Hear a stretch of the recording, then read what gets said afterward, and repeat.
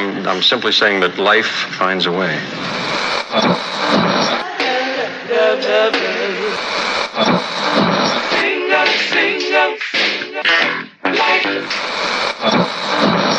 right, people, write something on the board. Let's spell it. First letter. L O G. What's that? What? It's time. It's time to have real, honest, open, difficult, and inspiring conversations.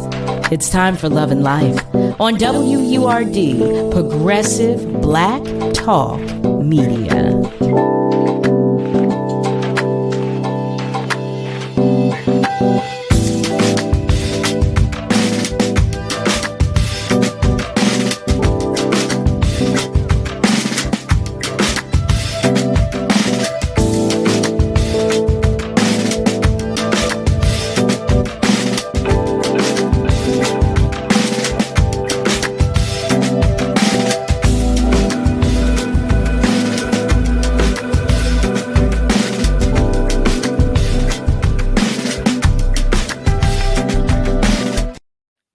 Family, well, hello there. Welcome to Love and Life on WURD, Progressive Black Talk Media, on air and online at wordradio.com. That's WURDradio.com. Today is Tuesday, April 25th, OMG, and I am your host, Carol Riddick, and I am joined by the incomparable Miss Kayla J, who is making sure everything runs smoothly. You know that's what she does. You know that. Thank you for joining us. I hope and pray and wish that you are having a beautiful day. Wasn't this weather nice, y'all? Oh, it just felt so good. That cool breeze. It felt good to me. Anyway, you know. I get my superpowers. I get a surge of my superpowers every now and again. And you know, that little cool breeze, it feels so good. So, you know, it's that time to do a check-in. You know, I like to check on you. You know, I like to know how you're doing, how things are going, how your day was, all of that good stuff. Family, you know what we do. If any of our family members are having one of those days where your light is just shining a little dimly, I am sending you all the love and hugs that you can handle. Do you hear me? All the love and hugs that you can handle. And to our family members on our socials, hey there, send us a hello. Let us know that you're rocking out with us too. Let us know that you're joining the conversation as well. So, I want to share something with you. One of our family members emailed me and said, you know, I was wondering if you would be willing to recognize some birthdays. Now, you know, y'all know I'm a love bug. So, you know, absolutely, we will recognize birthdays. So I am telling you, family, if there is any birthday that you want me to recognize on the show, let me know. I want to make a whole segment out of it. That's what I want to do. Recognize, because you know we like to celebrate. You know we love here at Love and Life. And as I say that, I want to send a special happy belated birthday to our very own Nile Jax, who is the peanut butter to Love and Life's jelly. I know he's going to kill me for that, but in any event, I had to say it, okay? And to all of you whose birthdays that I've missed thus far, please charge that to my head and not to my heart. Please, please, please. Because you know I love you. I want to say hello to some of our family members who are checking in already. Hey there, Harry. Hey there. He says, hey, Carol. Hey, Kayla. Hey, WURD family. So family, I know you don't want to hear me talk with this whole 2 hours. So listen, I'm excited, as usual, about tonight's show. I guess you could call this a week for the arts. You know, we talked with Mesa, and tonight, we have two of the most uberly talented and phenomenal men whose careers speak volumes. I don't doubt that you'll want to talk with them, so I'm going to tell you now what the number is to do so, because I strongly encourage you to join our conversation later on. And you can call us later by dialing 215-634 8065, or you can call us toll free at 1-866-361-0900. And you already know, if you leave a comment on our socials, I promise I will do my best to read it on the air. So, since the time goes by so quickly, our first guest, he's a soul singer and a record producer. He has collaborated with Prince, Shaka Khan, Will Smith, Najee, Branford Marsalis, George Duke, Frankie Beverly and Mays, Phyllis Hyman, Gamble and Huff, Patrice Rushen, Layla Hathaway, Fred Hammond, and John P. Key. And that's just some of the people. Okay. The list goes on and on. But like I said, I don't want you to hear me talk about him. Family, I invite you to meet Frank McComb. Hey, what's happening?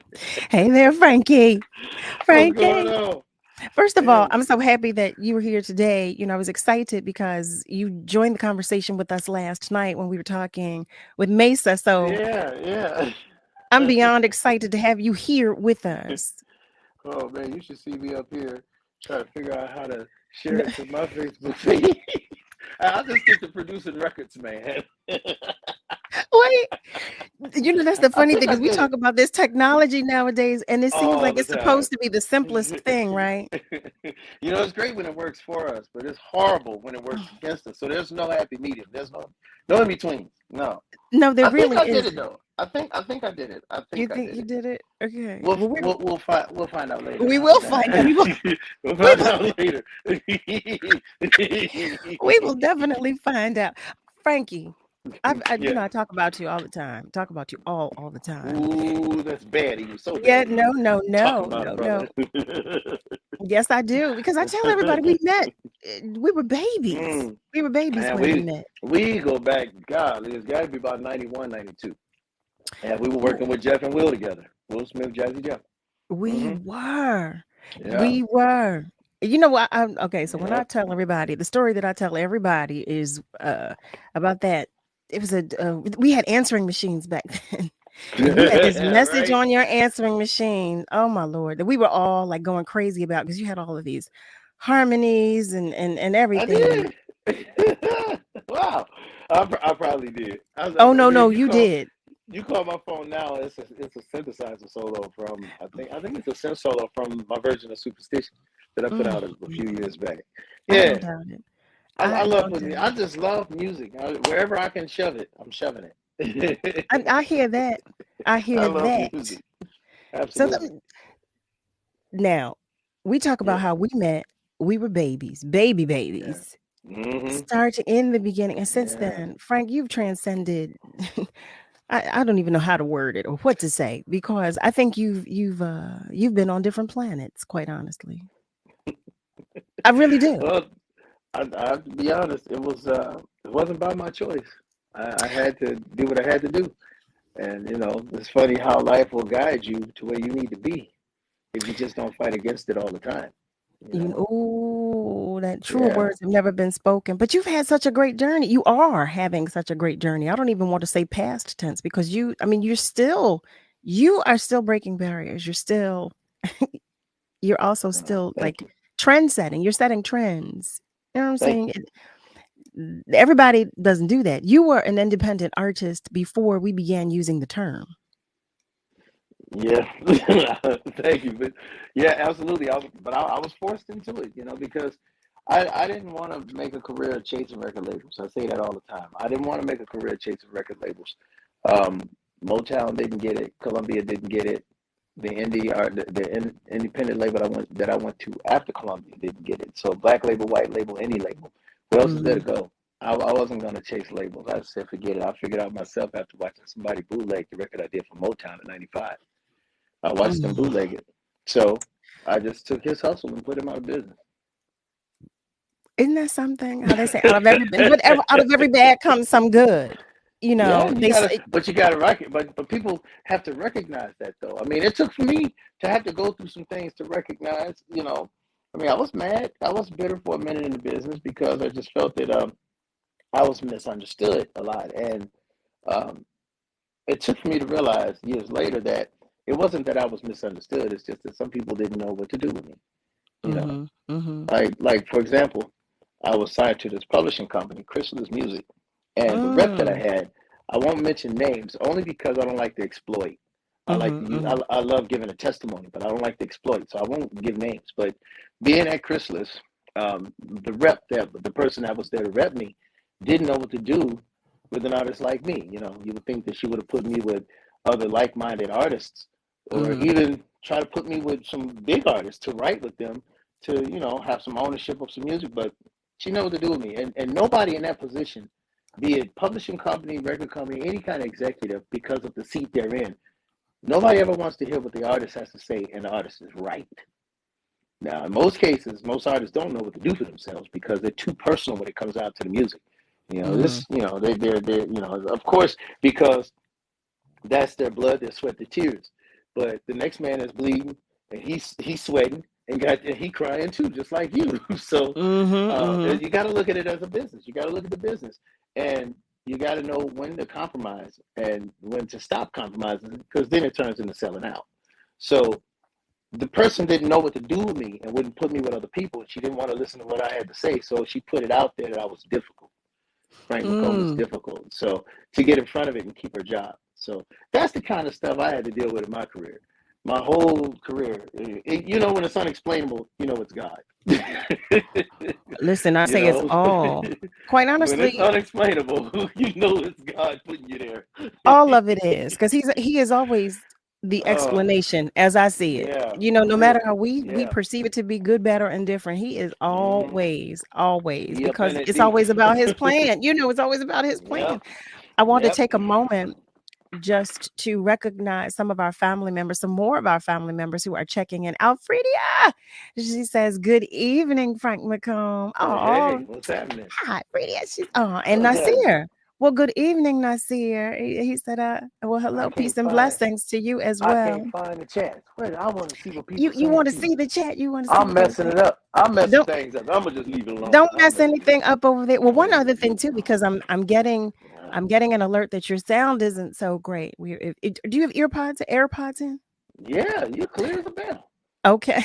Yeah, you clean as a whistle on my end. Is it me? Yes. Is it me? Yes. Oh Lord. So I gotta unplug the phone because it's charged. Okay. Well, then let me try these things then. All right. Okay. That might help. So in the meantime, I will blame it on Apple. Blame it on Apple. Blame it on Apple. It's their fault. Yep. Listen, you know this technology nowadays, like you said, when it works, it's good. When it does, oh wow, you sound amazing. Is that better? Oh yeah, so see, blame better. it on Apple. Apple, see that Apple? Y'all need to tighten that up. You got much better. Got to fix that. Yeah, Apple got to fix that. I can hear you. I can hear you clearly now. So I still hear you the same. So it definitely had to be me. It definitely had to be me because I can hear you the same. The good thing is that it's no longer an issue, so we're good. That's all that matters. Yep. I want you to know that Thalia Cooks says, or is it Thalia? I'm not sure how to pronounce that. Oh yeah. Yes. She said, "Hi, what's up, big sis? What's going on?" Yeah, big supporter, big time supporter too. Been following me and supporting me for a long time, and I appreciate it. See, it's people like her that keep people like me afloat. You know, you got those diehard fans, man. I may not be famous, but I will say I'm hella popular, and I appreciate my cult following. I really do. I appreciate my cult following. I don't even. Let me tell you something. I just say I'm real popular. You know what has happened throughout your career, because I'm one of these people. I'm going to tell you what happened. I'm telling you about the first time we met when we were kids, and you had a message on your answering machine, and we were all freaking out talking about how phenomenally talented you are. So from then on, oh please, from then on, Frankie, it was like that was it. Oh, him. Oh man, okay. I understand. You know, we all have love for you, for your, for you. Thank you, the man that you are, and for the gift that you have. But thank seriously, you, sis. I appreciate it. You already know. I tell you I love you all the time. But man, likewise. I've been following you too. You've been getting it in, man. Well, praise God. Praise God. I want to go back to that conversation that we're talking about, how things manifest and how they happen, and how it doesn't matter what one person says about you or does. to try to stop what is for you, because what Right. is for you is for you. Oh yeah. And although you may Absolutely. not have seen it, like, like here we are, we're creatives, and we know, okay, so I'm going to need some help to do this. This is what we say, this is what we think. But God said, no, you are the blueprint. Yeah. Yeah. That's what he said. Yeah. Yep. And in the words of Deanna Williams, a trailblazer. Yeah, I remember Deanna called me that some years ago, trailblazer, a young trailblazer. And it's crazy because the trailblazers, man, it's not only, not only do we exist in the record business, but then you got trailblazers in your family, the first to break the curses. Any trailblazer, you really on the front line. It's really what you are, because you're the first one to make the change, and everybody's gonna slam you first because nobody likes change. How about that? Nobody likes change. Nobody likes change. But and nobody wants to take a chance on something new until somebody does take a chance on something new. Then they want to go get the next thing just like you. Yes. That has always amazed me. You know what? Speaking of being a trailblazer, now I read that you were deemed by musicradar.com as one of the 27 greatest keyboard players of all time. Yeah. Look at that smile. Look at that. Oh my goodness. I want to talk to us about that. Like, to even have, okay, what does that feel like? What does that feel like to have somebody tell you that? Totally opposite of what it felt like when somebody told me I was too stupid to learn. I had 3 piano lessons, literally 3 piano lessons my whole life. And I was a kid, and there was a family friend that told the family, he too, I don't know why you teaching him that. He too stupid to learn it. Yeah, that's what I was told. That's what was spoken over me. So for Music Radar to call me the 27th greatest keyboard player, and I was 1 to 27, and I was 27. I made it in the number when the States marched in. So I am cool with that. Real cool. Because I was in the company of Billy Preston, and they're talking soul keyboard players. So I'm in the same list with Stevie, with Billy Preston, with Ramsey Lewis, with Herbie Hancock. I'm in this list with these people. Yeah, I'm in this list of these people. And that blew me away. It still kind of shocks me. Yeah, it does. It shocks me. But that's when I say, if you can't explain it or it sounds crazy, then you know it's God. Because how is it that a man with 3 piano lessons can be deemed the 27th greatest keyboard player of all times by anybody? Well, you just said it, because that's nobody but God. Nobody but God. Who is this that said, I'm sorry, I don't even want to repeat it, but the comment they spoke over your life. Oh yeah, it was a knucklehead. Yeah, it was a knucklehead that just, close friend in the family, who came back to me decades later, came to one of my shows in my hometown, Cleveland, Ohio, and apologized to me for it. Well, at least he did that. I'm glad to know that he did that. Well, I'm assuming it was a male. No. It was a she. It was a female. Old enough to be my mother. In fact, it was one of my mother's friends. Yeah. Mm-hmm. Okay. Oh yeah. Yeah. So, Yep. Okay. But I will tell you this though, because I'm so grateful that it did not settle in your spirit enough to the point where it stopped you from becoming who you are. I'm so happy to know that, because listen, words are powerful. Words are powerful. I always talk about, being careful about what we say to another person, being careful about what we say about another person, because words, there is power in words. Yeah, you know what? There's twice the power in those words, depending on what mouth they're coming from. Because if it's a person really close to you saying that, now I can see if it was just another dude on the street, but if it's somebody that close to me or that close to the family that that you see every day that say this, yeah. Well, and that, and even worse. It depends on where you are, where your spirit is at that time too. Absolutely. Yeah, absolutely. All of those variables play a huge part. Yes. Absolutely. But I'm so glad. I am so glad that somebody was praying for you. Okay, because and especially you were young at the time. You were how old were you around that time? I was every bit of 12. I started late at piano. You were I was 12. A baby. Yeah, I started late at piano, but I was still a very, very young youngster. I was youngster at piano, but I started at 12. I was in the bars by the time I was 15. 17, 17, I had my first trio, and at 19, I was the musical director for the Rude Boys, and that was my first touring gig.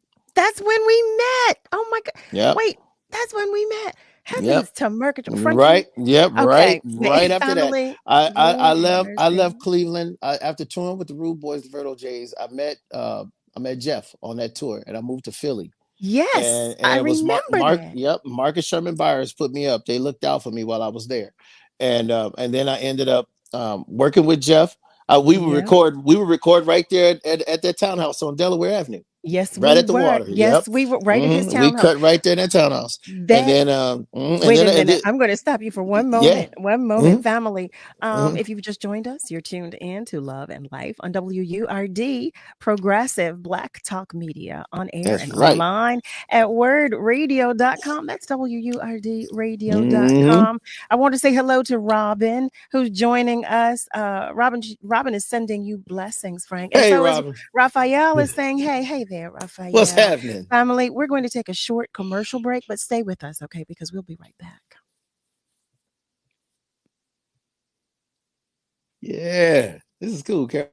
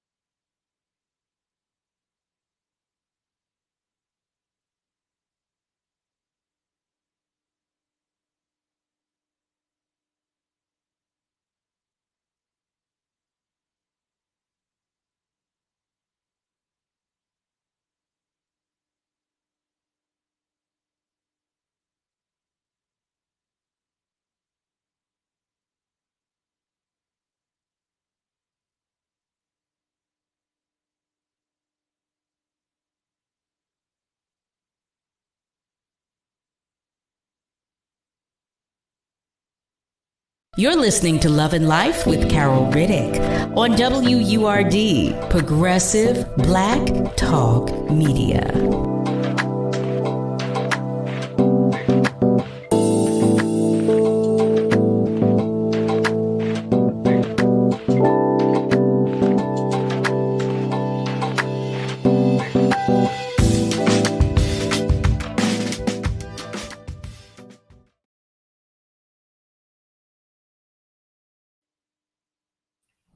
Hey there, family. Welcome back. You are tuned in to Love and Life on WURD, Progressive Black Talk Media, on air and online at wordradio.com. You know I'm going to say it because I like to say it. That's WURDradio.com. We are talking with none other than my brother-in-law, Frank McCOMB, whom you all know to be uberly talented. You all know I should say, because if you're not familiar, I want to make sure that you do know. This gentleman here has played with and for everybody. He is a soul singer and a record producer. It just sounds so diminishing when I say that, because you do so much, Frank. You do so much. Hey, but you know what? Seriously. But I take it. I take it all. I take it all. Yes, I do. I take it all. Well, you Let's do just it say, all. well, let's just say a jack of all trades and a master of all of them. How about that? Just call it a day. You better call it. You say I'm a jack of all trades and I master every single Master, one. I'm Okay. telling you, I had to. Mm, mm, mm, mm. I love it though. I absolutely love it, because I had to learn how to do all the jobs there are to do to push a recording artist, and I had to learn how to do them for myself to keep a career. You know, Mm-hmm. and you know how they say you ahead of your time? Mm-hmm. Nah, no, I'm not. This is the perfect time, because to be able to do all those things, I need the internet. How So about had that? I come, anytime sooner, I would have been known as a has-been, versus people saying, why am I just getting hip to you? I'm down with people saying they're just getting hip to me. I'd rather you say that than to say I'm a has-been. Washed up, done, finished, worn out, history. No, I agree with that. I can I'm identify. with I it. understand. I'm Understand with that. it, man. I'm with it. I'm so with it. Yeah, I'm You with it. shared a story with me one time about George Duke. whom we love and adore. Yeah, I miss that guy. I can understand that Yeah. because you all worked so closely Yeah, that was together. my dude. That was How my did you dude. meet? How did you meet, Frank? I don't think I ever asked you that. Oh man. George and I met. Let me see. Oh, the first time we met, he was playing at the Hollywood Bowl. And Okay. Ndugu Chancellor and I were really, really close. And I mean, I've known Ndugu since I was maybe 16. And Mm. Ndugu let me know that they were playing the House of Blues. No, I'm sorry, not the House of Blues, the Hollywood Bowl. Hollywood Okay. Bowl. Okay. And he got me and my wife tickets. So we ended up going. We sitting in the audience watching, right? And at the end of the show, George Duke calls out for keyboard players. Any keyboard players in the house? And everybody just clammed up. Nobody went up on the stage. But me and this chick, right? Some chick. Now, what happened was I'm sitting in my seat and Nisa is to the right of me, right? He Mm-hmm. called for keyboard players, and I was one of them keyboard players that clammed up. I wasn't going down. I'm like, I ain't going down there, right? But you know how you can feel somebody staring at you. Man, if Nisa's eyes had lasers, I'd have been a dead man because she was staring at me. Nisa Like you was better looking get at me, and she said, "What the hell are you waiting on?" okay. I swear for God, I got up. I said, okay, I'm on my way. I got up and I ran down to the front of the stage, went to the right, got around to the side where security was, and security wasn't going to let me up. Mm-hmm. And I'm like, he just asked for keyboard player. Are you paying attention to the show? Or are you giving people like me a hard time? You know, oh, you can't let you up on the stage. I said, dude, the man is asking for, and I can look up at the stage and see Ndugu pointing the stick, and he said, let him up. Let him up from the side of from the stage. He's pointing his stick in the middle of playing. Let him up. I said, look what the man said. Look what the man's saying. So the security finally put his ego down and stepped to the side and let me up on the stage. So the girl gets up there first, and how she get up there before me? He let her up, but gave me a hard time, right? Well, I So mean, we get up on the stage, and he's doing the song he's doing is what's the Parliament joint he did? Man, I can't remember the name of it. I think it was Mothership Connection that he was doing. okay. But anyway, Okay. he breaks it down. He asked the girl, he said, well, what's your name? She says her name. Where you from? Said where she from. He was like, come on, you want to play? She said, no, I want to sing. Okay. I didn't ask for singers, I asked for keyboard players. So, you know, he Oh. just went on and got her off nicely, you know, because George is real, real nice. If He George was really mad at was. if George was mad at you, you really had to have done something. So he went on and just escorted her on off the stage. And then he asked me, he said, what's your name? Frank McCOMB. Where you from? I'm from Cleveland, but I live here now. He said, well, here, you want to play? He was trying to escort me to his rig. I said, no, I don't want to break nothing, man. I don't want to break nothing. He had a nice rig, right? And I was like, no, I don't want to play. Just let me go to the piano. He had a beautiful Yamaha concert grand up there. Just let me go to the piano. I don't want to, you know. So I went over to the piano, and I don't have perfect pitch, but I went straight to E flat. That's where he was. I have relative pitch. I got to hear the first note and then find my way to the next. But I don't have perfect pitch. But I went straight to E flat. Once again, it was hard to explain, or if it's weird, it's God. So I sit down at the piano, and me and Ndugu go in. Oh man, we went in like it was my gig. Man, we had a ball. Man, and then I ended it. But I finished playing. Bam, finished. Got up, took my bow, and I was like, "Thank you very much." And I walked off the stage. You know, and by the time I got off the stage and got back to my seat, I mean, I didn't think to stick around.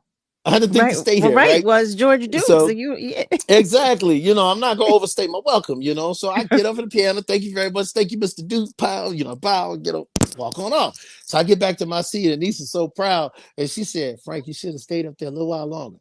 I said, why? She said, because he was scrambling to put that little keyboard thing on his neck so he could play with you. But you ended it till you stopped too soon. Wow. That was the first time we met, right? Well, I get on the road with Buckshot LaFunk, Branford Marcellus, and we're in Brazil. George is on the bill.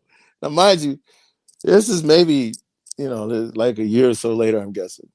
And George Duke is on the bill. And I see him in the lobby of the hotel. And I go down, George Duke. He said, hey, man. I said, remember me? I'm the guy that was at the Hollywood Bowl. I'm the guy that sat in with you and the Dugu. He said, I don't remember that. What? Oh, I don't remember that. I don't remember that. I thought he was joking at first. He was dead damn serious. He did not remember. Are you? Oh, did not remember. Yep. But we became friends that night. Yep. you know what? I made him remember eventually. I did make him remember eventually. I bet you did. I don't. Because I don't doubt that. Yeah, because he was on his way. I think he was on his way in, and we were on our way out, or something like that. So I didn't have the time to force him to remember, but I made him remember that. Don't think I did. Please. Oh, I know Yeah, you. You know I know you did. I I made him remember. I mean, you two went on to work together. Man, that is. I know he my remembered. dude. Once he remembered, that was it. But I have found him to be one of the sweetest souls that I've ever. Man, he was the met. coolest. He was the coolest dude, man. George had so much. He had so much under his belt that you wouldn't even know he had it under his belt. Because he never bragged about it, he never talked about it. He was just not that kind of guy. He had so many Grammys and had produced so many records, but he never bragged about it. He was the most humble dude, man. One of the good guys, just one of the good guys. As we're talking about all of this, and I'm thinking about all the people with whom you've worked, when we talk about your journey and you talk about the mountains, the hills, and the obstacles that you overcame. What would you say is your biggest takeaway of all of this journey that you're on? What has been your biggest takeaway thus far? Without stuttering, creative freedom. My creative freedom. Without even stuttering. See that label right there? That's me. I know. Movie School Music. Creative freedom. I was loyal to Motown, who never got a record out. I was loyal to Columbia, who put Love Stories out and said they weren't going to push it. So, yeah. Wait, they told you they were not going to push it? Oh yeah. Okay. How do you give birth to a child and tell it to raise itself? I say this all the time in interviews. How do you give birth to a child and tell it to raise itself? What's it gonna do? It's gonna die. Well, they set me up for failure, but the people caught on to that Love Stories album, and they're still talking about that record like I just put it out. So we all are. And then from there, I went to an indie label that thought they had a modern day slave. I put out an album called The Truth, but it was supposed to be just The Truth, not The Truth Volume 1. But the guy that produced that record was also the same guy that produced the record that I was doing for Motown in '95. We were producing that together. But while we're pushing The Truth over in the UK, he's selling copies of the record from Motown behind my back. Didn't know I'd find out about it. And in the UK, 25 pounds was $50 at the time. So, and it was a CDR. He was burning them one at a time. And there was a little piece of paper in the standard case that said Frank McCOMB, the Motown Sessions. And that's all it was.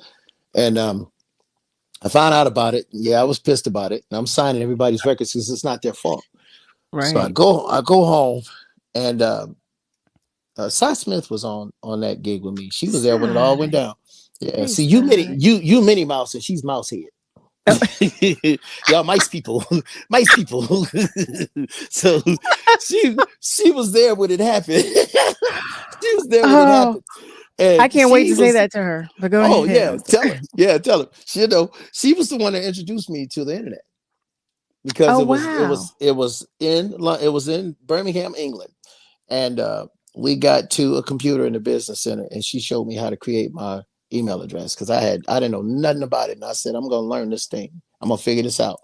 So she took me to the business center at the hotel, showed me how to make an email address, and from there I just started playing with the internet. And I ended up going home. I went home, took 12 songs out of my studio, and I put them on a CDR, just like him, and I called it Straight from the Vault. And I just hand wrote on the CD, Frank McComb, Straight from the Vault.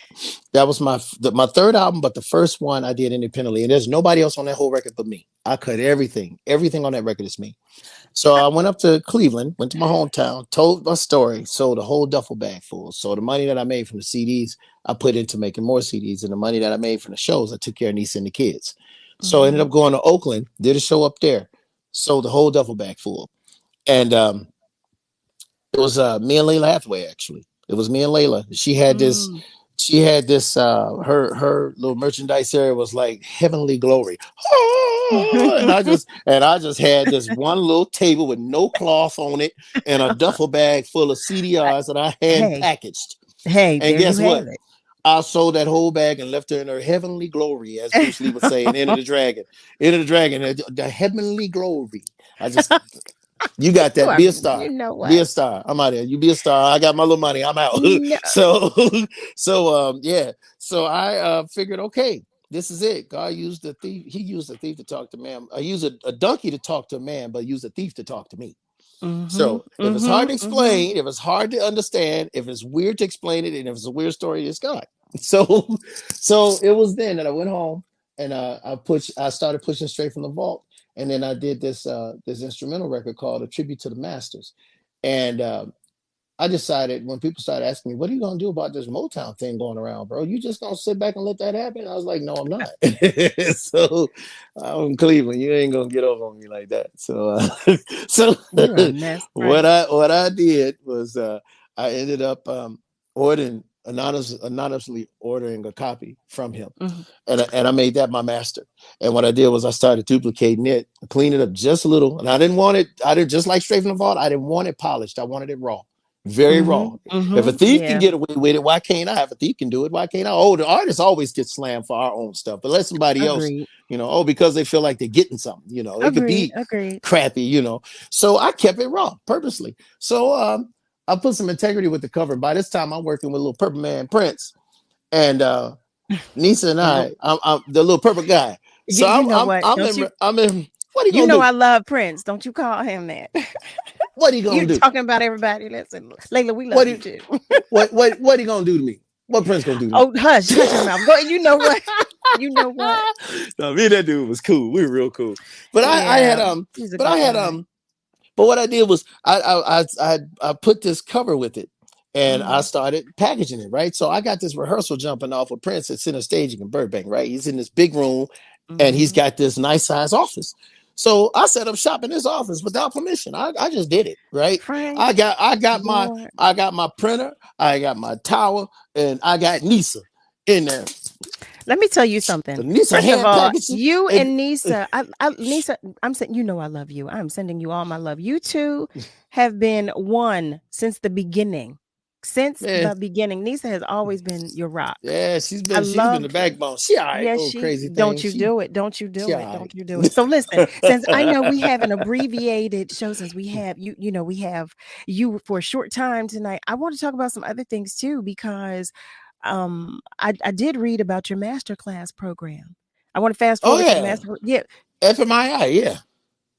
Yeah. Okay.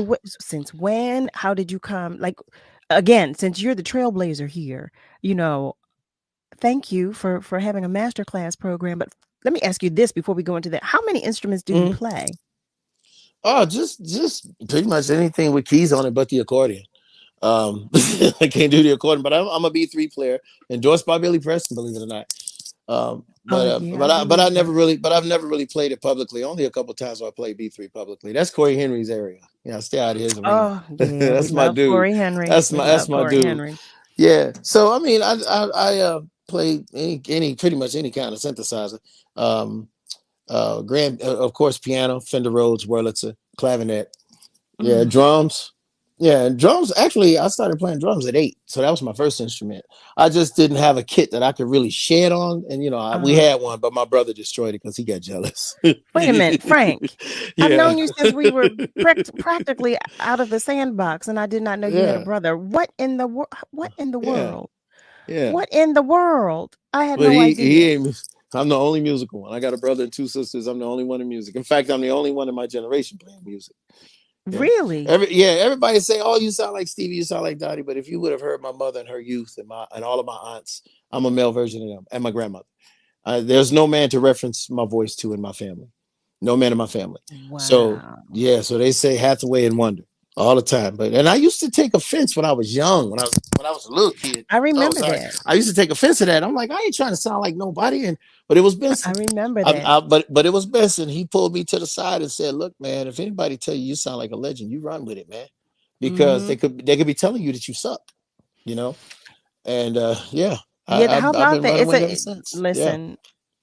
When I was once told, look, if there's a conversation about you, period, somebody's Yeah. paying attention. Somebody is paying attention. Right. Family, I'm going to take this second right here. If you have just joined us, you're tuned in to Love and Life on WURD, Progressive Black Talk Media, on air and online at wordradio.com. That's WURDradio.com. Yeah. Call us, join the conversation. You can do so by calling 215-634-8065, or you can call us toll free at 1-866-361-0900. At this moment, though, we're going to take a short break, but call us, okay? Because we will be right back. That's right.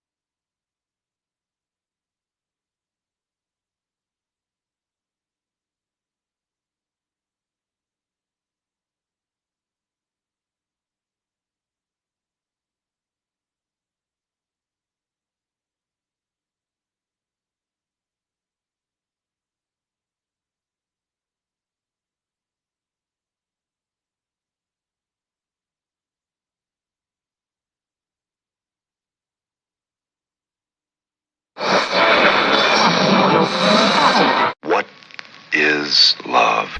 You're listening to Love and Life on WURD, Progressive Black Talk Media. I think I know what love is.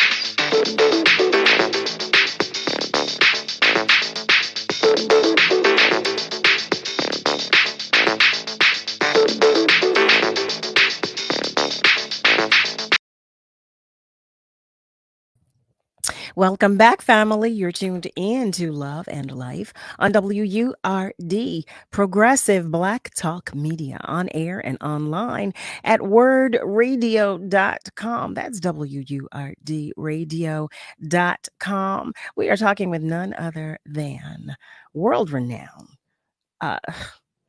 artist. How do we describe you, Frank? There's so many things. He's a soul singer and record producer. I keep saying that, but again, that's just not enough. But Frank McCOMB is joining us in our first hour tonight, and he's just sharing a little bit of everything with us. I was asking him to share a few things about his journey thus far. When we were going to commercial break, I had asked about the master class that he has founded. Well, the institute, I should say. Yeah. Frank McComb Independent Artist Institute. Yeah, that's it. Yes. Yeah, I mean, I want to know all yeah. about the institute. I mean, I want to know who, who can reach out and how they do so, and tell us about the institute. Well, it was a buddy of mine who actually talked me into doing this thing, Elder Vicky Johnson. And she just kept saying, "Man, you got so much to teach. You got so much to share with people. You really should start, something to educate up and coming artists. Artists that are already like out there, but just need a boost of encouragement to to press on. Because I was once that guy that wish I had somebody I could call. Yeah. But I'm that dude that you can reach out to, set up the time, and really get it like it. You get the facts like it really is. I'm not going to sugarcoat it with you because and that's what this is all about. That's why it's the Frank McComb Independent Artists Institute because I'm going to share it with you from my point of view, from what I've already experienced, because I've had to learn everything pretty much basically on my own. So I wouldn't want to talk to anybody that hasn't gone through anything. That's not going to help me. Advice is cool, but wisdom you can't get no better. Well, I mean, you got a good point there. Frank, I want to, what, yeah. I'm jumping all over the place, but again, because we have you for such an abbreviated amount of time. Well, we can do a part two too. I'm down with it. Listen, you already know. You already know. It's done. What's next for you? What's going on now? Talk to us about what you're doing now. Be honest with you. I just want to make music now. I've been booking my own concerts since I was literally 17, booking my own work. I've never had a booking agency. Well, I was signed to one agency, but they put my name on the roster, but never did anything. They just wanted a lot of names. But as far as like a real booking agency, I'd like to have somebody that could take that part over so I could just focus on me. I'm 53 now, well, 53 in July. I just want to play music. That's what I want to do now. I just want to focus on that. I just put out a duet with the great Walter Williams of the OJs, a song called Learn How to Love.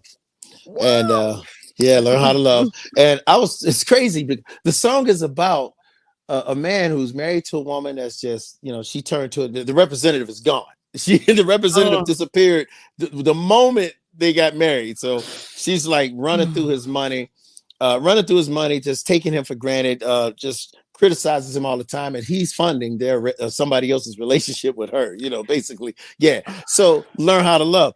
Now, I was about 20 years old when I wrote this tune, so don't ask me what I was going through at the time. Maybe it was the whiskey. I don't know.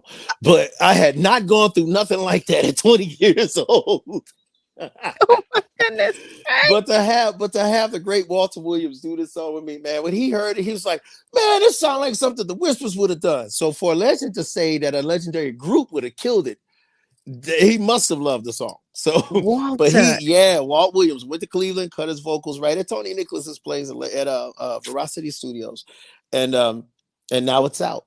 My next single, I'm looking to put out either on Mother's Day or maybe right before Mother's Day. And there's a story behind that. The great George Benson actually wrote this tune in 1969. What? And yes, and he donated the song to me. Now, just really quick, what happened was in 1989, I was every bit of 18, going on 19. I'm in the dressing room with George, and he was in town in Cleveland doing the show. And he grabs his guitar and says, man, check this tune out. I wrote this for Donny Hathaway back in 1969. And he plays the tune for me. And I'm like, oh, man, it's a cold tune. All right. Well, then fast forward to like a year and a half ago. I'm calling George, say happy birthday to him, talking to him on the phone, whatever. And then we start talking about old times. Like I grew up with him. No, right. But I've known him I've known him that long. I'm like another son to him. So I said, hey, man, remember that time you showed me that tune you wrote for Donny? He said, yeah, I remember that song. Yeah, it's called Mama. Yeah. I said, how come you never cut it? What happened with you and him doing it? He said, I got one better. Why don't you come to Scottsdale, Arizona and cut it yourself? You think I didn't when I did? Lisa and I jumped in that car, got to Arizona, cut that song, and I brought all of the files back here to LA, put them in my studio, cleaned up the track, did all the vocals, the whole nine, and that song will be released for Mother's Day. It's called Mama. Oh my Lord. See, you George have these Benson. Stories because of your fearlessness. I know that. I ain't scared. You are man. Fearless. I'm not scared. You right. But you have to be. You would not have had half of these experiences had you not been. I mean, and Yeah. quite honestly, I mean, that's no way to live life. We're not supposed to live in fear anyway. we No, we are no, told we are not no. supposed to live in fear. So, but every single experience that you have is like otherworldly. It's a once in a lifetime experience. Like who else Yeah. could say that? George Duke, George Benson, Branford Marcellus, Prince. I've never gone into Prince's office and set up shop. Like, wait, what? Ooh, think I didn't when I did, and What? he lost his mind when I did it, but on a good tip, because he walked in and he looked between me and he said he couldn't see over us, he couldn't see around us. Shut. So, You better. You know what, so Alfredia? I'm going to tell you what Alfredia said. She said, "Be nice." She I am said, being "Frank, nice. be nice." I am being nice. I'm giving the truth. I'm giving the truth. Now You I know, could do, I'd have lost my job in a heartbeat if I had picked on him I about his height, I but I love can me do it some now. Prince. Okay. But he was the coolest dude, but he gave Yes, me a he lot of respect. was. He gave me a lot of love that he didn't give to others, and I will tell you that because he allowed me to take pictures. Nobody could do that. Oh, But yeah, so he comes in and he looks at my packaging. I mean, Nisa is actually hand packaging CDs in his office. And then when we take the break from rehearsal, I go in there and I'm working with her. I'm messing up. She's scolding me because I'm messing up the CDs, right? Getting it right. So he comes in, he looks and he says, "What are you guys doing?" uh-huh. That's as loud as he spoke. "What are you guys doing?" I said, "Man, I'm running the family business. I'm running family business." So he picks up the CD straight from the vault. And then he picks up this other thing, the 1995 bootleg, and he says, "This cover is interesting." He said, "Tell me what this means." It was a white piece of paper with a skinny leg inside of a construction boot. So the construction boot, I told him, represents the man working hard. But the skinny Okay. leg represents the fact that he's starving from his work. So it was a 1995 bootleg, and this was the record that was being bootlegged in the UK when I was pushing The Truth Volume 1. Well, it became The Truth Volume 2 because the people that was mad, they got mad because I took my own music back and put it out myself. Mm. So what did they do? They took it back again and went through some other channels and they put it out and called it The Truth Volume 2. Yeah. Is what?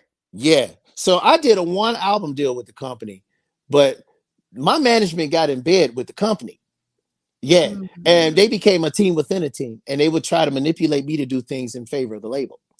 Now, See, this is why this is you talk why. about So it. You I'm talk about a label. You talk about a master class. That's a whole book right there. That's a novel right there. this is why I started FMIAI, because I know I'm not the only one going through it.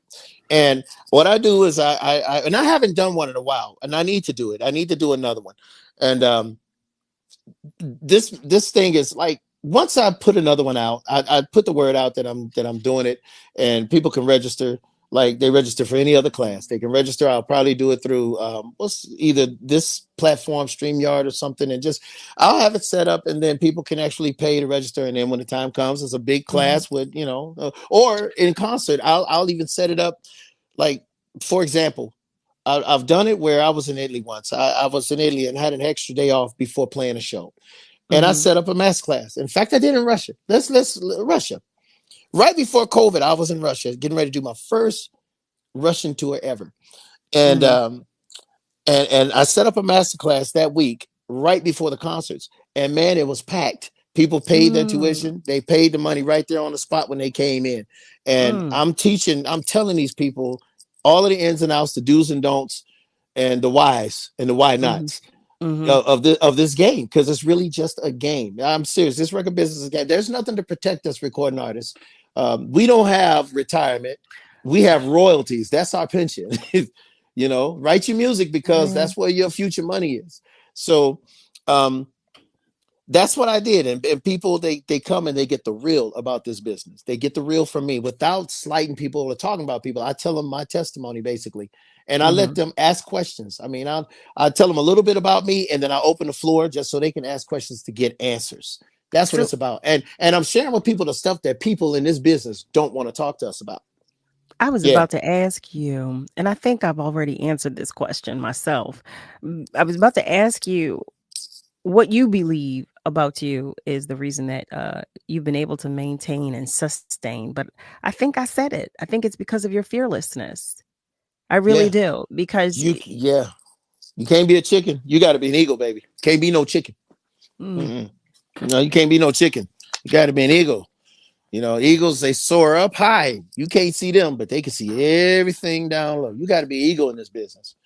And I'm not saying I'm the smartest dude in the world, but I'm far from the dumbest. But you're also not afraid to take a chance. No, You and cannot be and afraid. especially because here we are in 2023, and we're in a day and age where artists. I was having a conversation today, and someone said to me, "Yeah, well, now we're in a time where artists become famous from the internet, from you know putting a video on TikTok or YouTube or what have you. Just Whereas people when we came up, becoming famous. People becoming agreed. famous. But we Yeah. were talking specifically as it pertains to the Yeah. music industry. But Mm-hmm. like with you and I, like Mm-hmm. we were in the studios or we were around Yep. those who were actually Mm-hmm. doing it. So we were Right. watching, we were learning, we were, Yep. it was a school. It was a Mm-hmm. school, quite honestly, for Absolutely. us. It's a Yep. little different. And don't misunderstand me. I'm not saying one is better than the other, but it's different. No, We're but in a it's the truth. different It's day. the truth. It's truth, and it's reality. It's the truth. Absolutely the truth. But anybody can get online and become famous. What are you? What are you? Oh, I'm a YouTube star. Okay. Mm. What is that? Oh, But Frank. it's not to knock anybody. No. And Right, let me tell you right. something. I'm down with anybody making some money as long as they ain't knocking old ladies upside the head to get it. Get that money, because in this day and age, I mean, Nisa and I just went and got salad and soup, and it was almost $60. So, and I'm Listen, not exaggerating. That's this morning. I ain't exaggerating. I know. So do what you got to do to be able to do what you need to do. Just don't knock old ladies upside the head. Use the internet. So be it. Well, But you have to. you Like have to. nowadays, You you really you do. have to. You most certainly have to use the You got internet. to And find ways to eat, man. Find but ways let to me eat. ask And you this. the internet is definitely it if you can. Let me ask Mm-hmm. you this because we're moving into a more visual, like digital space now with TikTok and the videos and all of Yeah. this stuff. How are you Mm-hmm. navigating that? Actually, be honest with you, I just throw stuff up every now and then because Yeah, I you just do. look. But see, here's my thing. The reason I say this is because with me wearing so many hats at one time, I got to Mm-hmm. make X amount of time for everything. I got to Yeah, find the time. I got to make the time to record the music. I got to make the time yeah. to mix it, to Listen, edit it, to master it. I got to make the time to book the shows. I got to make the time to travel to go play the shows. I got to it's a play the different day shows. and I got to age. sell the CDs after the show. I got a radio show that I got to push, Frank McComb's Living Room.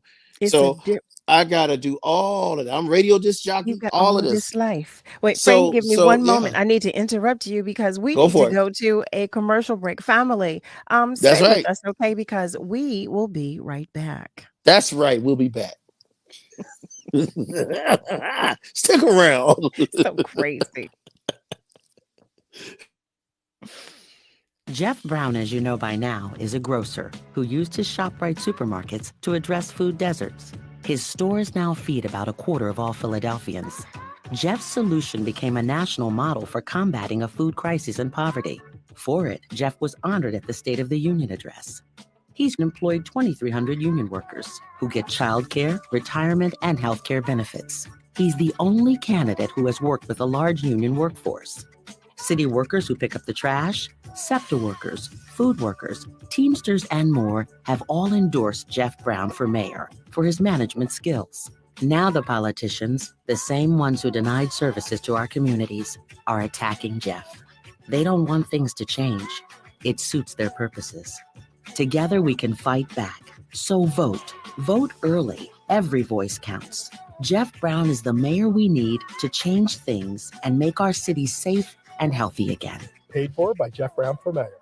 What are you waiting for? If you've been enjoying the information and interviews WURD provides every day or come out to our community events, it might be time to become a member. This year marks the 20th anniversary of WURD, and there's no better time to join the forward movement. Sign up or renew your sustaining membership at just $90 or your digital membership for just $5 a month. Join online at wordradio.com/membership or pick up the phone and give us a call at 215-425-7875. Press 4 for assistance. The time to join is now. What am I waiting for?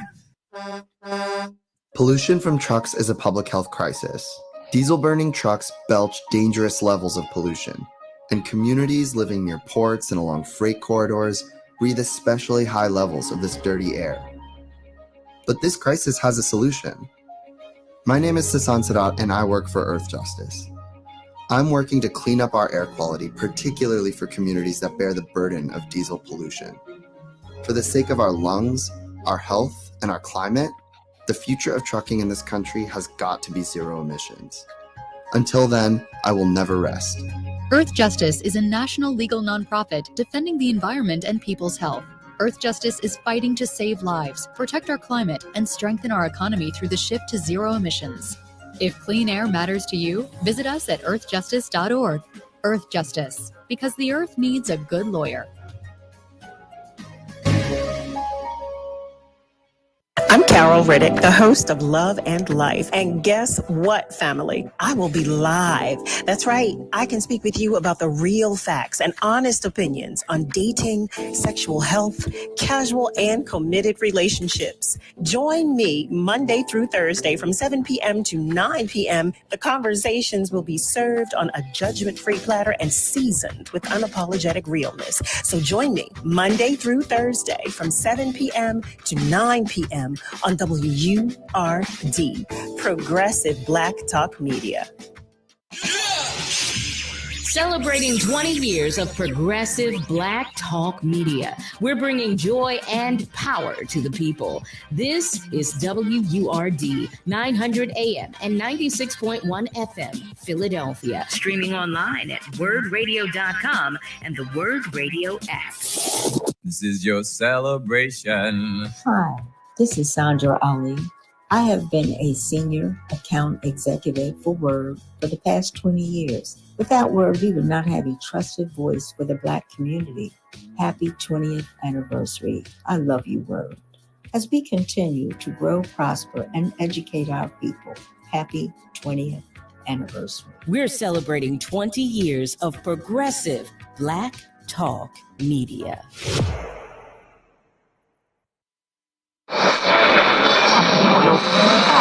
What is love? You're listening to Love and Life on WURD, Progressive Black Talk Media. I think I know what love is.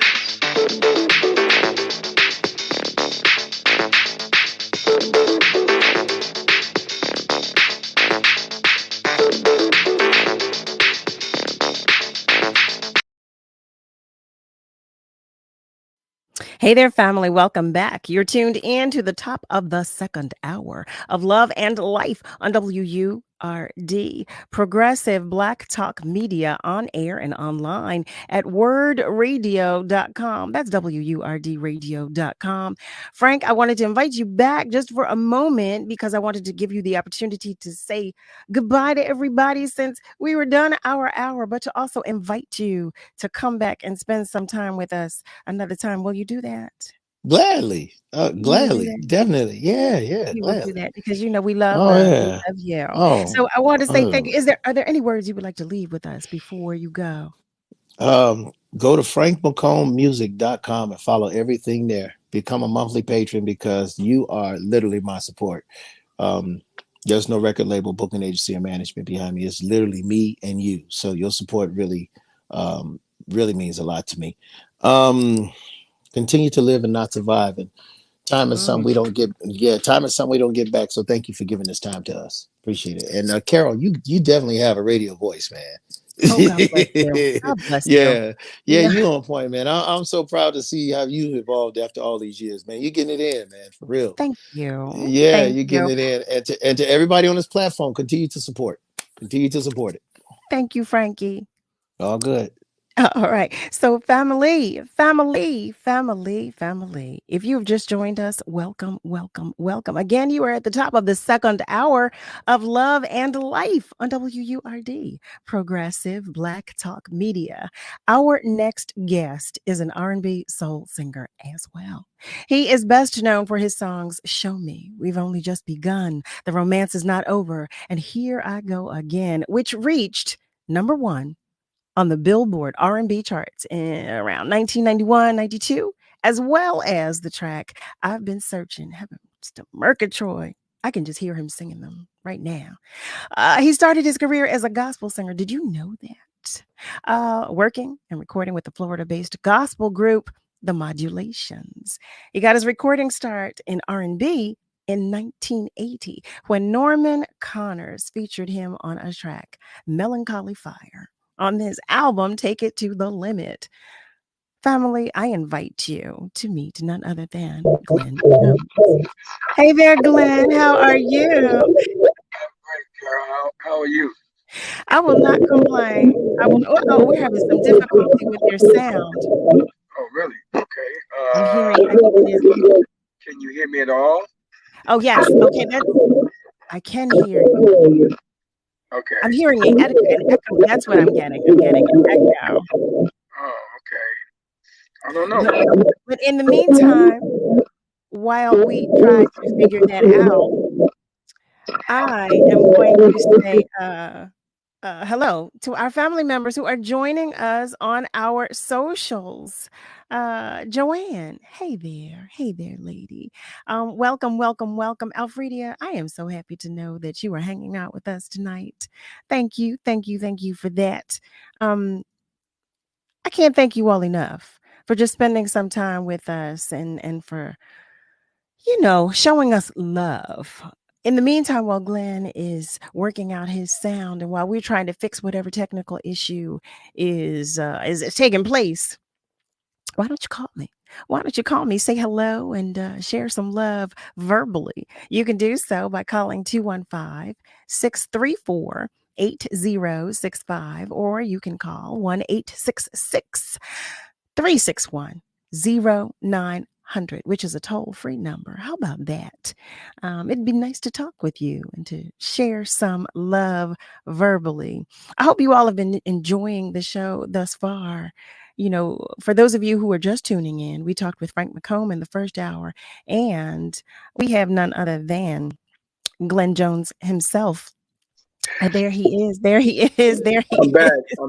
back. Can you hear me now? That is so much better. And I'm going to apologize to Miss Kayla because I'm over here doing things I shouldn't be doing. And Miss Kayla's she probably wants to pop my hands right now.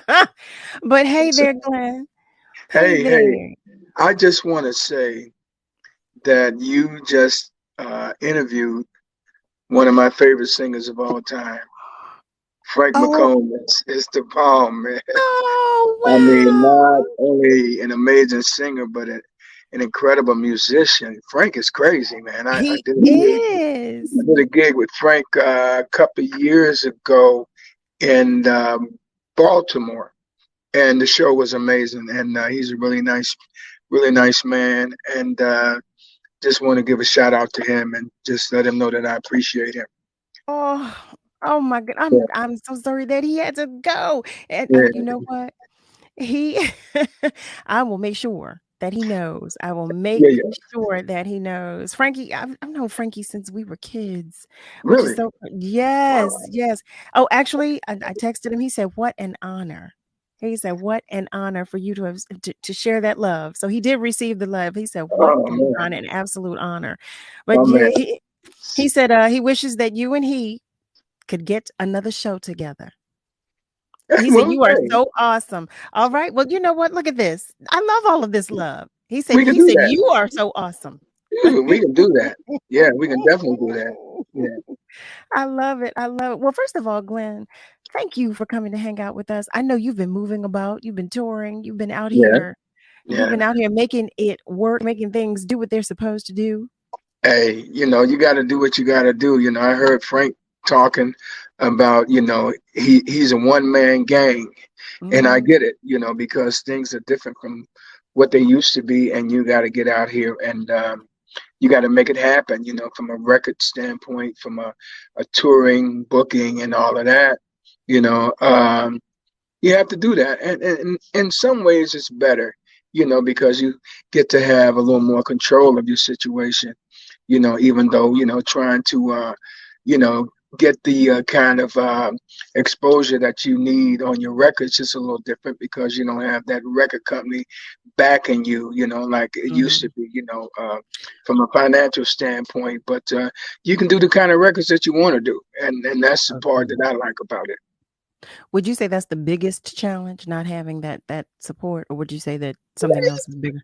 No, that's a huge challenge because radio is so different, and in order to make your project take off, to get some traction, you got to have some money. I mean, that's just the real deal, because a lot of people, they can't just play records because they're great records anymore, because you have all this corporate radio. And sometimes people know, if they just play what they want to play, they know they'll get fired, so you gotta go with the program, so, but it's a challenge, but I wouldn't want to do anything else. I know that's right. It's such a different world that we live in right now. Just Totally. just before you came into the room, Glenn, I was saying that I had a conversation with someone earlier today, and we were talking about how we came up. How we were in the studios, or we were at the venues, and we were watching those who were doing it at that time do it, and we were learning. We were basically in school, basically, Right. because we were learning. We were taking everything in. We were sponges, and we're in the day and age that everything now is digital, and it's social media based. So it's a different world. Not to say that it's better or worse or anything, but it's just different. It's a totally different world, and there's a totally different way of doing things than we once did. Right. Exactly. Yeah. I want to take a moment to go to our socials. Lily is saying, Glenn Jones, you are one of the best to have ever done it. Our Really? family members, yes, that's what Lily Lily, said. yeah. That's what Lily said. And Wow. Alfredia says, Glenn Jones is from my hometown, Jacksonville, Florida. I love Yeah. all of his music. I know that's Yeah. right. So do I. Nice. Glenn, I don't know. You probably don't remember this, but the last time you and I saw one another, well, I wouldn't expect you to remember this, but you were at, it was in Delaware, and you were singing at the Boulevard. How am I going to forget that? I felt like I was on a television set because we sat and interviewed in front of the audience before I performed. It was great. You did such a great job, man. Well, thank you. I mean, you made it easy, though. You really make it easy. Yeah. Really, every time I say to everyone that you started in gospel, now it's not hard for us to believe or to understand, but I do like to share with everybody how you made the transition from gospel music to R&B. Like, I mean, we hear the gospel in you, but it's probably why we identify and can relate to your voice so well, because we hear the spirit in you. Yeah, well, hopefully the spirit will always be in me and with me.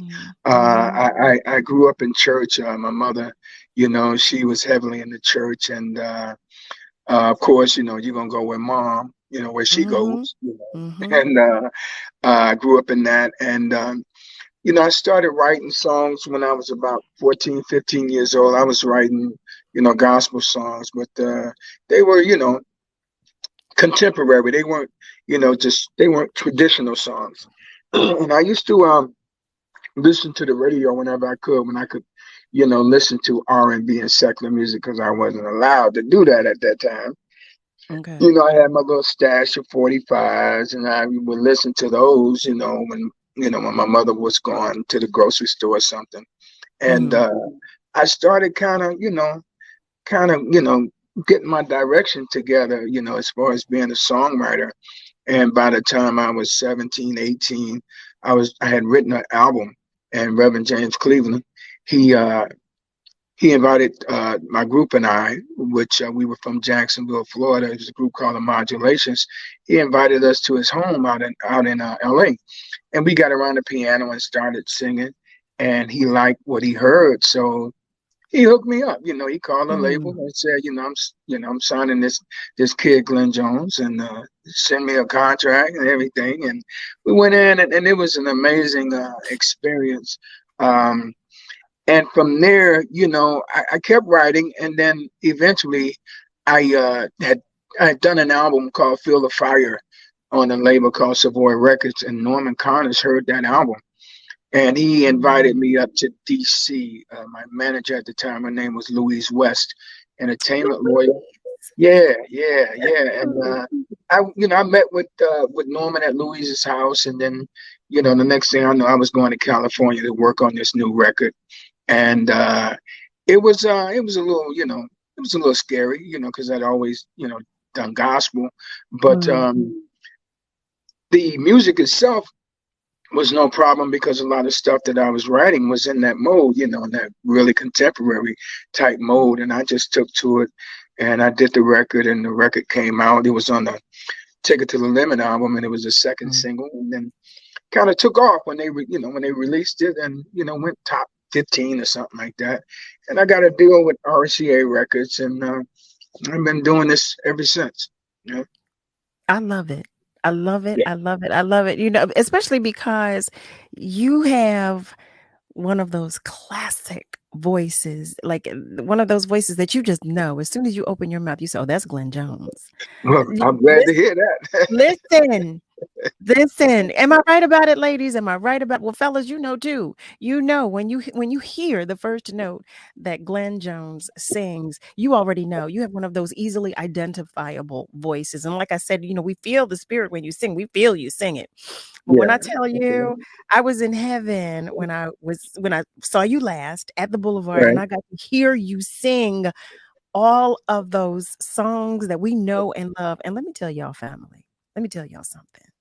This man sings. He sounds the same way he sounded. He sounds on every recording. He sounds the same way. Listen, let me tell you something. Let me tell you something. Now that's a. First of all, you don't always get that. You don't always have that. And especially for those of us who we've been out here, we've been touring, we've been working. Praise God, praise God, praise God. But we've lived some life. So a lot of people don't always, are not always able. So but you sounded amazing. You looked amazing. I said, do you see this? Do you see this? So I said we had to have Glenn come on and share with us and talk about, life on the road now, what life is like now, as opposed to what it used to be, because it's a lot different. Well, right now I'm speaking to you from my hotel room in Virginia. I'm in the Marriott. I called you earlier today. I was like, I'm in traffic. I'm trying to get to where I'm going so I can get on this interview with you. But the thing that's good about it is that, God has allowed me and kept me doing what I do. 40 years later, I'm still doing this, and that's that's his grace, given to me. It's not because I'm so special or anything like that.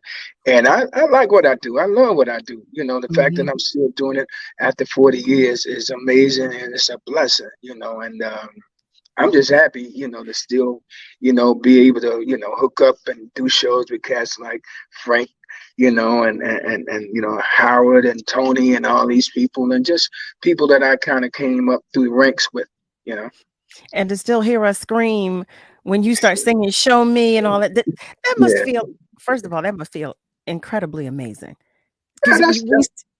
That's the power of a hit song, Everybody doesn't have a hit song, Glenn. And you had multiple hit songs. Yeah, you had multiple. Everybody doesn't know that feeling. Everybody doesn't know what it feels like, when that first note of the song plays and everybody starts screaming. I'm like, that's my song and that's my jam. So tell me.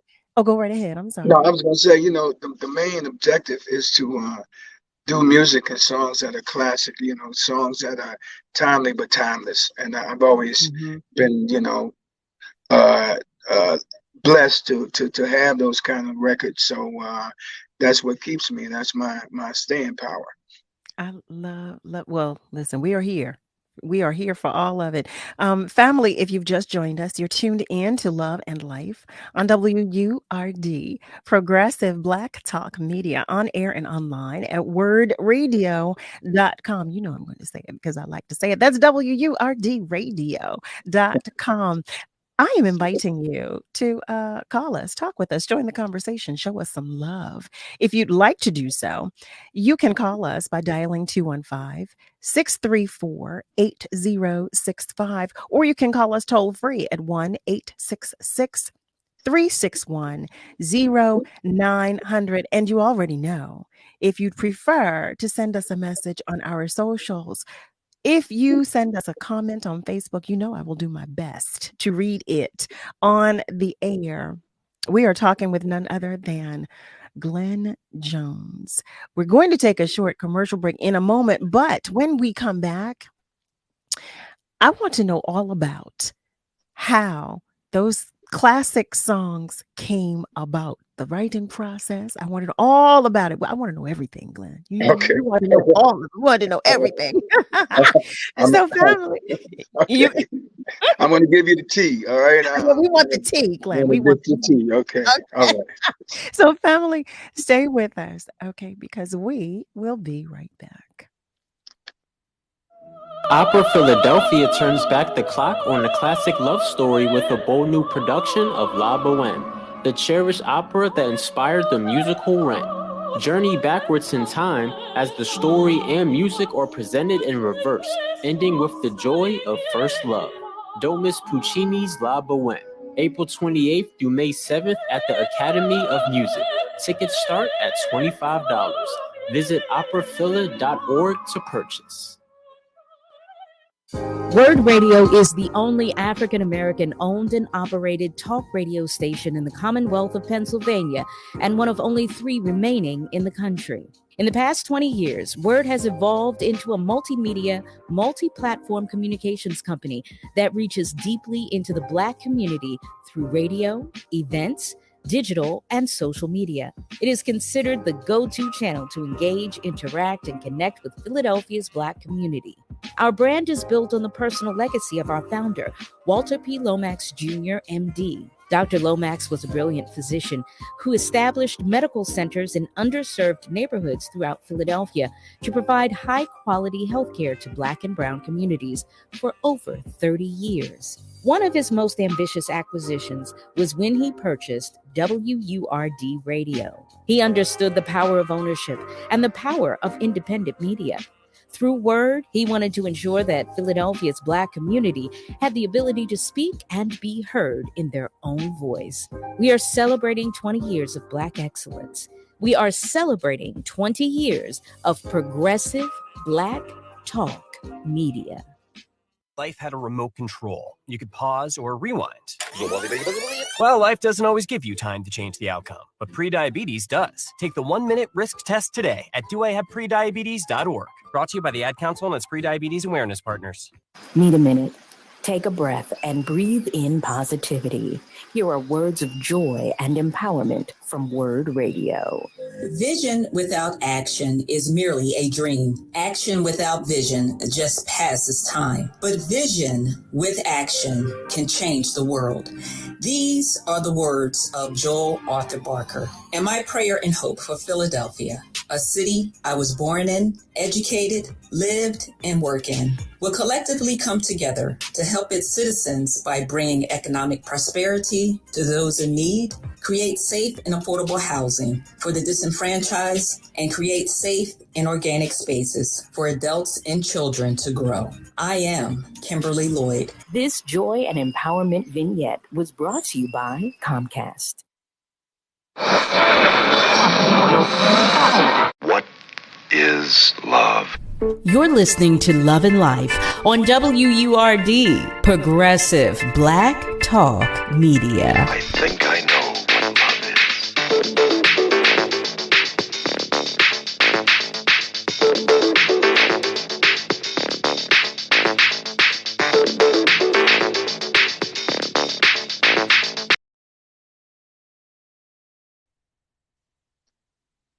Hey there, family. Welcome back. You are tuned in to Love and Life on WURD, Progressive Black Talk Media, on air and online at wordradio.com. That's WURDradio.com. We are talking with none other than the incomparable Glenn Jones.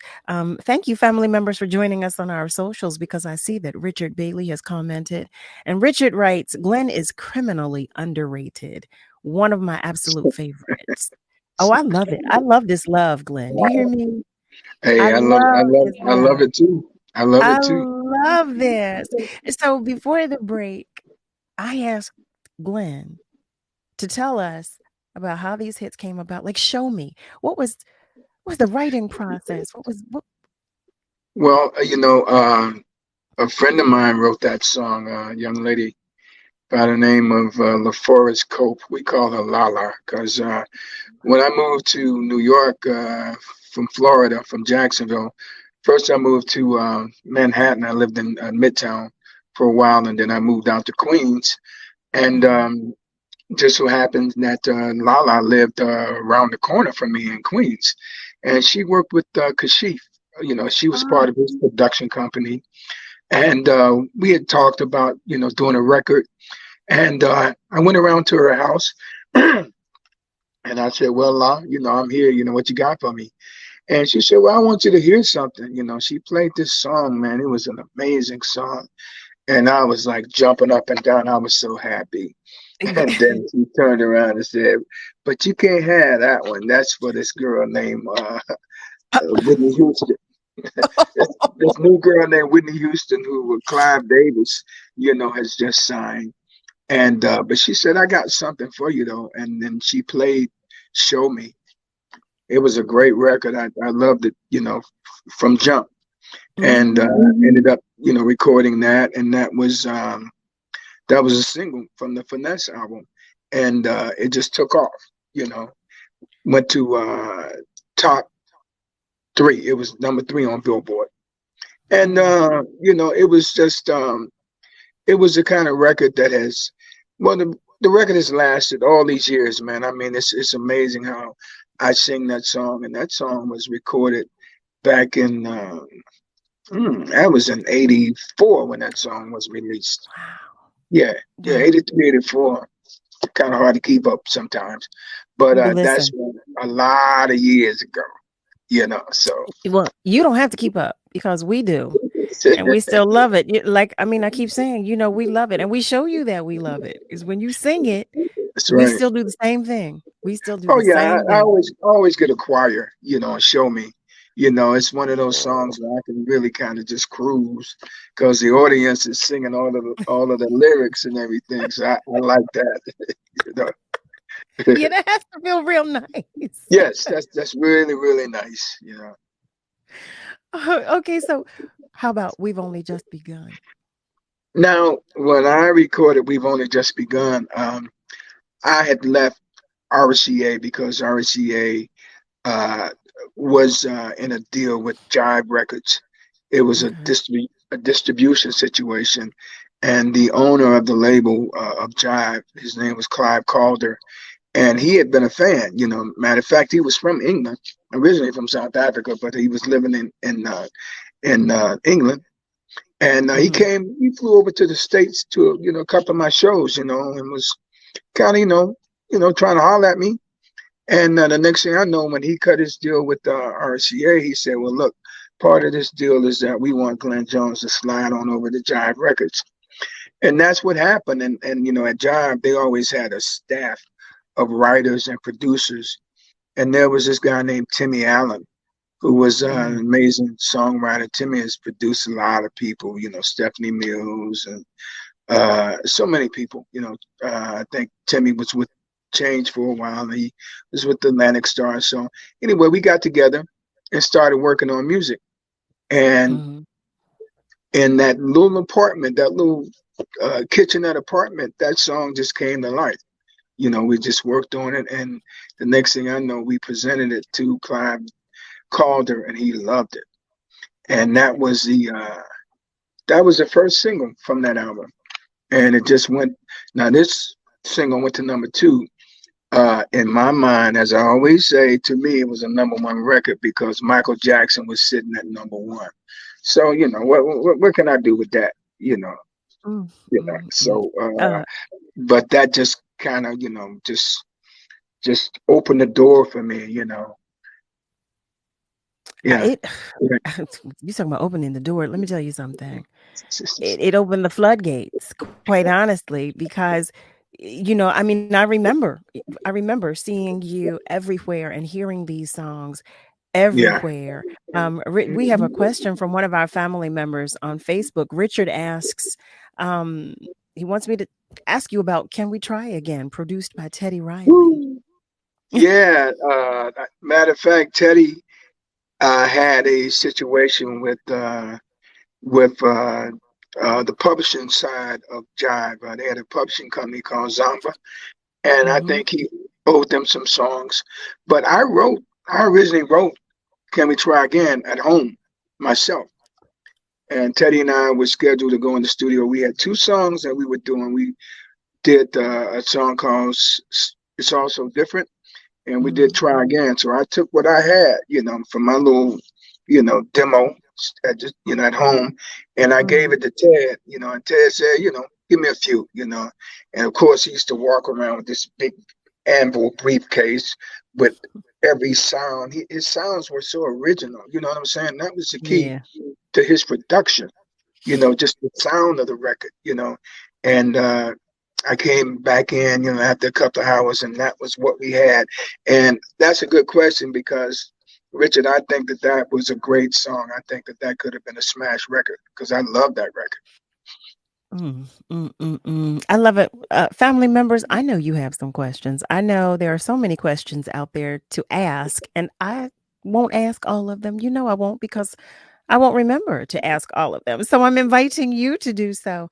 Family members, if you're joining us on our socials, feel free to ask a question just like Richard did. And if you'd like to call to ask a question, you are more than welcome to do that as well. You can do so by dialing 215-634-8065, or you can call us toll free at 1-866-361-0900. We're talking with Glenn Jones, and we're talking about his illustrious career. We're talking about this journey that he is still on, which is amazing in and of itself because of how much the entertainment industry has changed and it has morphed. There aren't a lot of people who are out here who have a long-standing, as long-standing a career as you. Yeah. Which is amazing. It's such a huge blessing. I will say that, because we get to do what we love, but to be able to continue to do what we love for this amount of time. Well, like someone once said, is that, you'll never work a day in your life, doing what you love. And that's what's, been the case with me. And a good friend of mine is an inspiration, my big brother, Lenny Williams. So, I look at him and the longevity that he's had, and Lenny is in his 70s. And he looks good. He sounds good.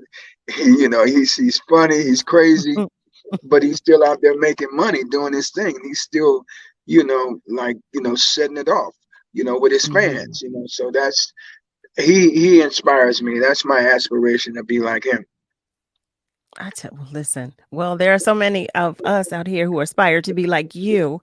So we appreciate that push. We appreciate the fact that you continue to push, and and that you're aspiring to be like Lenny. So you see, you're in Virginia now. Are you Yeah. I'm in Williamsburg, Virginia. I actually know my brother lives here, and I wanted to stop and see him for a couple of days. I don't get a chance to hang out with him that often. So.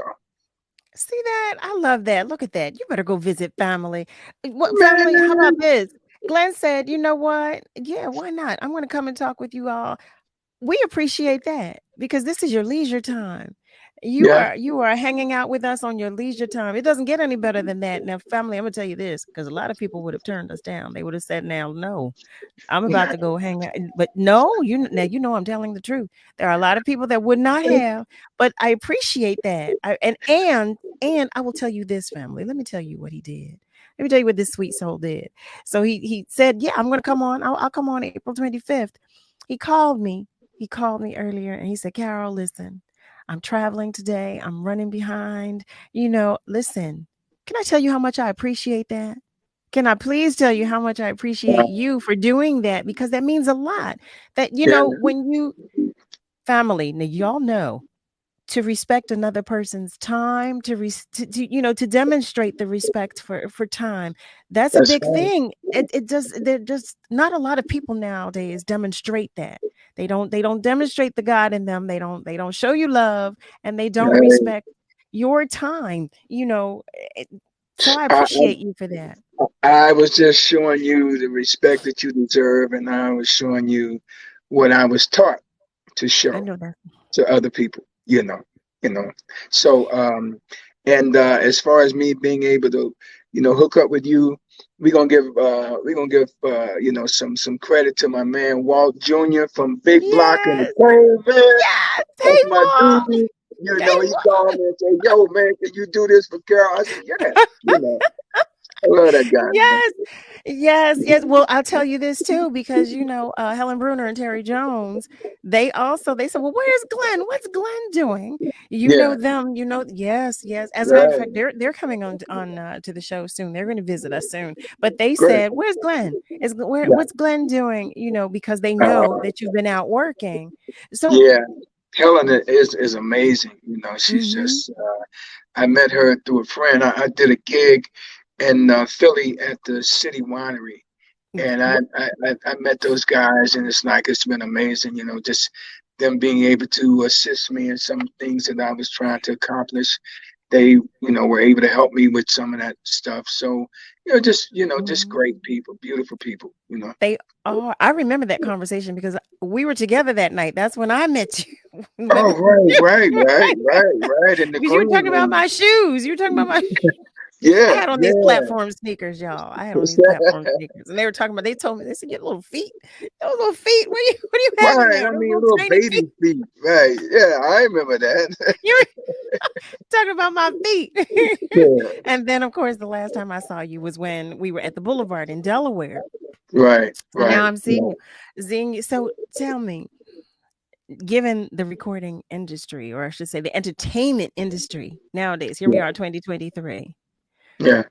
I know, there are so many of us that are still loving and adoring you and the music that you have put out.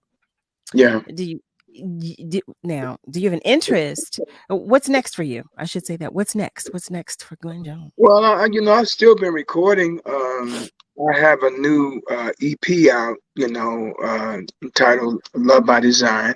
And over the past couple of years, I've just been, releasing singles from that.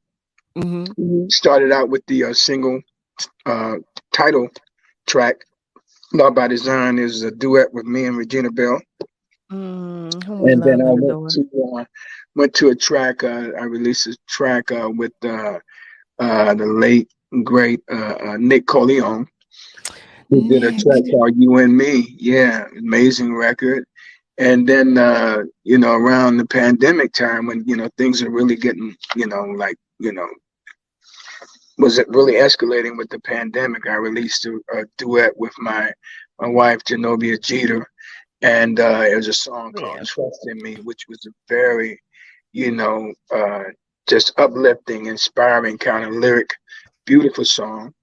And then I came back this past, at the end of the year, around December, I came back with another song called "Family Time," which was produced by Chucky Booker and my niece, Iyanna Crawley, who's Sunday's 2009 Sunday's Best winner.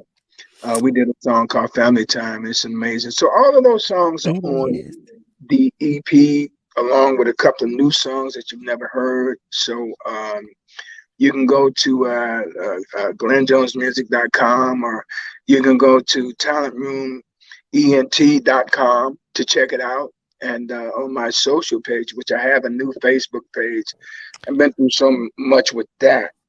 Somebody hacked my page, man. It's been months. So I've got a new page under Glenn P. Jones. Which, my Lord. The P is my initial for my middle name, even though I'm not going to tell y'all what that is. We can't get the middle name. We can. You have to find out that on your own. But, I'm back on Facebook now, and on IG at Real Glenn Jones.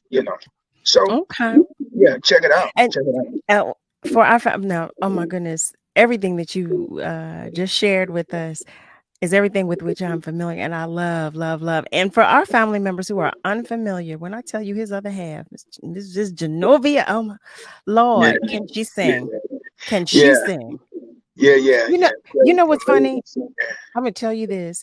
And I know you won't remember this. I wouldn't expect you to remember this, but years ago you were working at, I think it was Sigma Sound with Craig Q. Mhm, You and Genovia, yeah, you were there. I was there because I was working with Craig.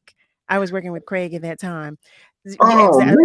man. Yeah, we met that long ago. I know, but I was knee high to the ground. I'm about 2 feet higher than that now, but I was knee high to the ground at that time. So My man Craig, the killer producer and musician. yes, I yes. did, I did some great records with Craig because on that project, that was on the, I think that was on the, was that the Here I Am project? And we did a song called Everything to Me. We did Here I Am, which was a title track. Uh, Craig is amazing Oh, songwriter and producer, man. You know, he is I amazing, and he enjoy adores working with him. you. He Hey, look, adores you. He speaks so we highly of that time when you all and I was right there. yeah. Family, you know what? I hate to break this conversation, but if you've just joined us, you're tuned in to Love and Life on WURD, Progressive Black Talk Media, on air and online at wordradio.com. Listen, we're going to take a short break, okay? But stay with us because we've got a few minutes left of our conversation, okay? And we will be right back. All right. Finally, it's time for a new mayor. The election is May 16th, but this time we don't have to wait. We can vote early. I'm Pastor Marshall Mitchell of Salem Baptist Church, and I'm voting for Jeff Brown. The reason I'm talking to you today is to let you know that you can get a ballot early and really make your vote count. Jeff Brown's my choice because he's committed to helping people in a way one rarely sees. I've seen how he's gone into the tough places, opened supermarkets, helped people, fed communities, and worked with people so that they could develop their own careers and professions. Jeff has supported me from the moment that I met him. He's been a pillar in our community for years. He wants to see the change. No one in City Hall even comes close. Jeff Brown is the only candidate who can run this city the right way for the neighborhoods and people, not just folks downtown. Join me and cast your ballot as soon as you can.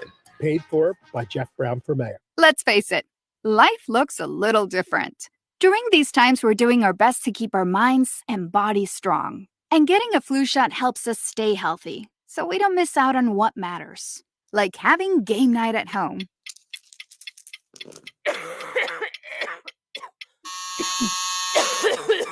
Yeah, can't do that while sick with the flu. Now imagine family movie night that your daughter can't live without. Well, that's ruined. And don't forget your uncle's socially distanced cookout.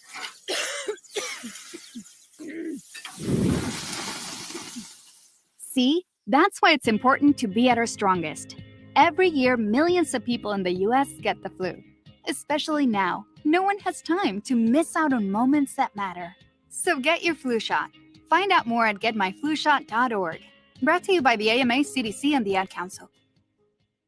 What are you waiting for? If you've been enjoying the information and interviews WURD provides every day or come out to our community events, it might be time to become a member. This year marks the 20th anniversary of WURD, and there's no better time to join the forward movement. Sign up or renew your sustaining membership at just $90 or your digital membership for just $5 a month. Join online at wordradio.com/membership or pick up the phone and give us a call at 215-425-7875.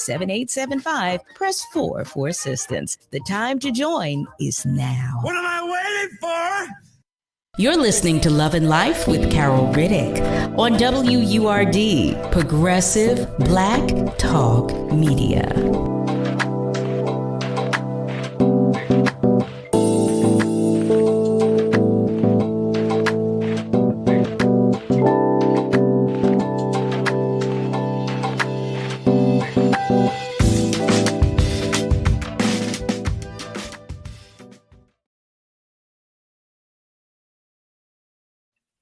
Hey there, family. Welcome back. You are tuned in to Love and Life on WURD, Progressive Black Talk Media, on air and online at wordradio.com. That's WURDradio.com.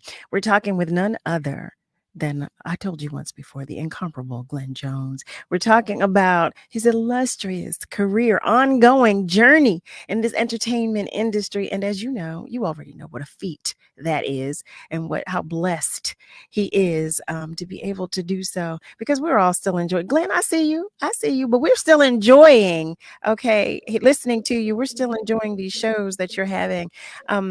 Family members that are joining us on our socials, I'm inviting you to ask the questions that you want the answers to that I've not asked yet, because as you know, the countdown is beginning as we get close to the end of this hour.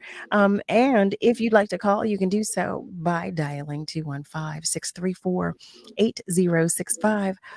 Or you can call us toll free at 1-866-361-0900. There was one other song, and I talked about it in your intro. I would really like to know. I've been searching. How did that come about? You know, I was working on my project, the Glenn Jones project that I released in '92. I was working with a variety of different, producers, and I was collaborating, with different writers and stuff. But I had heard a song that I really liked, and there was another artist that had recorded this song, and they didn't have a record deal at the time. So I was like, can I, what you gonna do with it? Can I get that? So they weren't really trying to hear me. So I came up with an idea that kind of had the same vibe, very different song, but had the same kind of vibe. And I started, playing it, on the piano. I'm not a great piano player. I'm really a guitar player. But my friend Bernard Bell, Regina Bell's brother, the late Bernard Bell. Bernard. He dug it. He liked what I was doing. So he said, "Man, get up, let me, And we just started, riffing and messing with it. And it came out to be one of my, all-time biggest records. I've been searching, and it's like that song, man. It's almost like, you get a chance to testify, because it's got that vibe to it, And that record has sustained itself over the years. It's just a great record, and a lot of that credit goes to Bernard.